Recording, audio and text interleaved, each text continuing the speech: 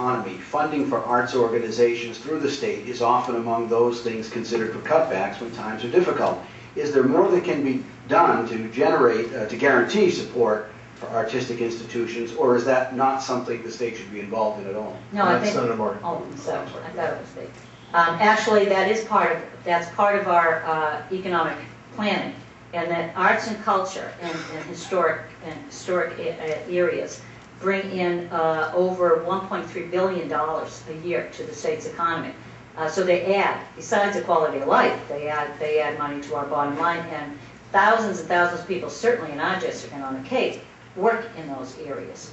And historical and cultural tourism is why people come to Massachusetts. So we have to market those areas. We have to continue the cultural grants to those areas. We have a lot of our local, like Cape Cod Museum just got a grant, a cultural grant.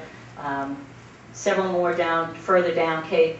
Those are things we have to support because they employ people and they bring in revenue, and they're part of our working economy. So it's something that must continue. But question 3 passes, those could all disappear. Thank you, Senator Keyes. It's about choices. Now, in the town of Sandwich, I'm on the Board of Trustees for the Glass Museum and the Historical Society. So obviously these are things that are near and dear to my heart. But it's about choices. You asked a question about children with special needs getting funded. It's about choices. Let me tell you, those children should be funded first. So absolutely, we as a people need to show what we value as core services first. There are other things that we do, things that are near and dear to my heart, like the arts, obviously through the Glass Museum and the Historic District. But there are choices. We can't hurt people first. If we're going to cut, say, 10% from everything, everybody gets a 10% reduction. The arts gets cut 10%, yet children with special needs gets cut 10%. Are we kidding? Are we making that decision? No. We should cut arts and hold the children harmless. What are we doing to ourselves?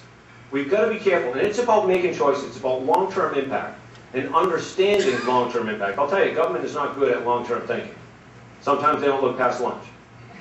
We need to understand every single bill and decision we make, what's the impact on everything else we do. That's critically important, and that's what I'm going to bring to Beacon Hill. Thank you. I'm going to move on to questions that we've received from law enforcement for both candidates. And